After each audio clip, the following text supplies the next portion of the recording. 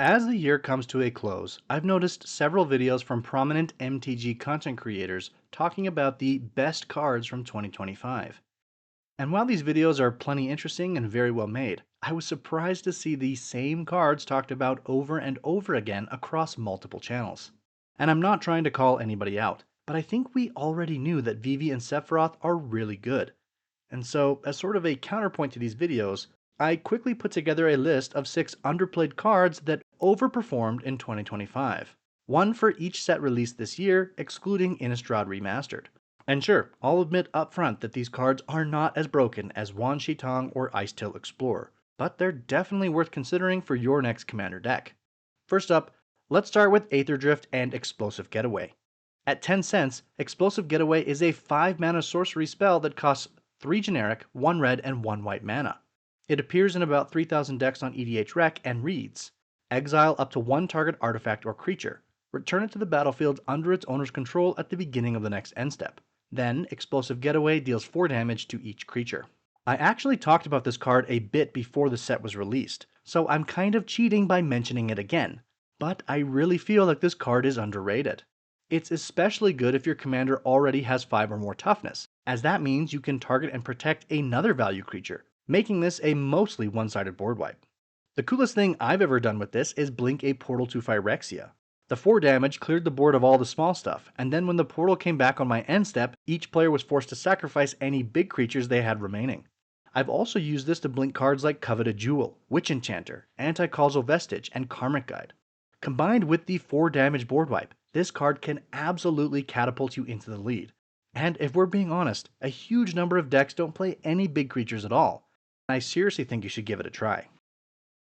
Next up, from Tarkir Dragonstorm, I'm a huge fan of an uncommon instant, Overwhelming Surge. At 12 cents, Overwhelming Surge costs 2 generic and 1 red mana, appears in just 4,000 decks, and reads: choose one or both. Overwhelming Surge deals 3 damage to target creature, and destroy target non-creature artifact. First of all, this is a 2-for-1 spell for 3 mana. That's a really good rate, especially at instant speed. I mean, do I even need to say anything else? This card is great, and I think it should see play in way more red decks, where efficient removal like this is even harder to find. Not to mention, it's great in any deck that already cares about dealing damage, like Taiwakin or Torwaki for example. Moving on to Final Fantasy, this set was the hardest for me to pick just a single card. There really are a lot of bangers in this set, but I landed on Yuna's Decision. Costing 3 generic and 1 green mana, Yuna's Decision is a 16-cent sorcery spell that has about 10,000 decks on EDH Rec. Another modal spell, but this time you can only choose one. Either continue the pilgrimage by sacrificing a creature. If you do, draw a card, then you may put a creature and or a land card from your hand onto the battlefield.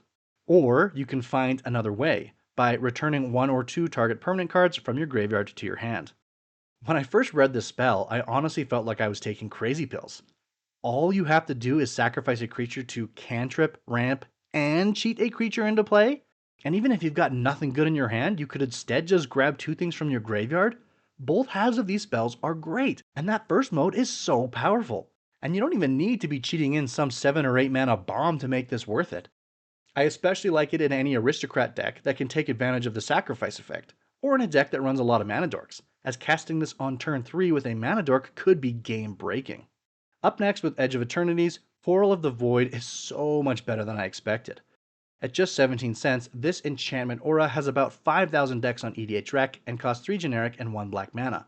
It reads: enchant creature you control. Whenever enchanted creature attacks, put target creature from defending player's graveyard onto the battlefield under your control tapped and attacking. Then it has Void. At the beginning of your end step, sacrifice this aura unless a non-land permanent left the battlefield this turn or a spell was warped this turn. This will typically get you at least 1 creature out of the grave for free that's tapped and attacking, and at 4 mana, that's an okay rate. But if your opponents don't have an answer for this, this gets out of hand really fast.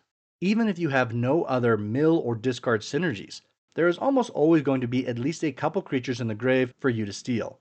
The Void trigger is honestly pretty easy to work around as well, as you just need a treasure or something else to sacrifice, but it is something to consider. I especially like it in a deck that has a lot of evasive creatures, or ways to make creatures unblockable. But like I said, you could probably just jam this into any black deck and have a good time. Coming in next from Spider-Man, Kraven the Hunter is seriously underrated. At 14 cents, Kraven is a legendary creature, human warrior villain with 4 power and 3 toughness. He costs 1 generic, 1 black, and 1 green mana, and appears in only around 2,000 decks on EDH Rec.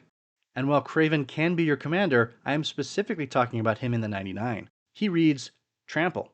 Whenever a creature an opponent controls with the greatest power among creatures that player controls dies, draw a card and put a +1/+1 counter on Kraven the Hunter. Now, I think many people skipped Kraven over because they figured you'd have to build around him to take advantage of his draw effect. Spoiler alert, you don't have to build around him. Things just die in Commander, and plenty of times the thing that dies is the most scary creature on someone's board, meaning you'll get to draw. Not to mention, this basically turns any removal in your deck into a cantrip, which is great in any Golgari control strategy. The first time I saw Kraven played, it was against a Jadar Goo Color Nephalia deck. This particular deck had almost 0 creatures with more than 2 power, and Kraven drew so many cards, as the Jadar player continually sacrificed their 2 power creatures again and again. Kraven is also great into board wipes.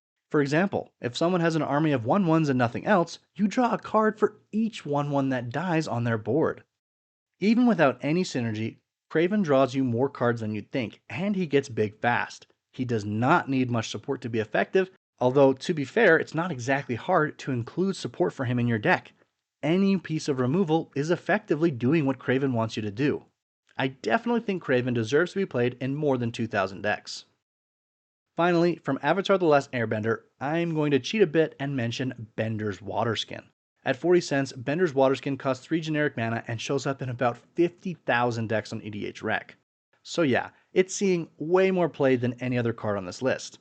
But I had to include it because this card has been so much stronger than I anticipated. It reads, untap this artifact during each other player's untap step. Then you can tap it to add 1 mana of any color. The obvious comparison is Victory Chimes, which does this same thing but only produces colorless mana. I personally tried to make Victory Chimes work before and I just felt like it was underwhelming, but giving Bender's Waterskin the ability to make colored mana has made it so much more valuable, especially in decks with a mana sink. Even without a mana sink, there are plenty of artifact synergies that make this card incredibly strong. Or just having an extra mana to hold up for interaction is amazing.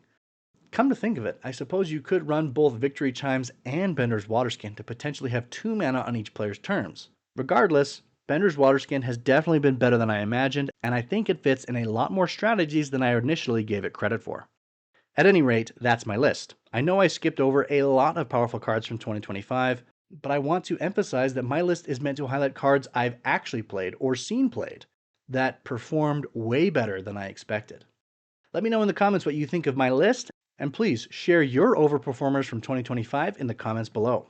Thanks again for watching this video, and please like and subscribe to help my channel grow.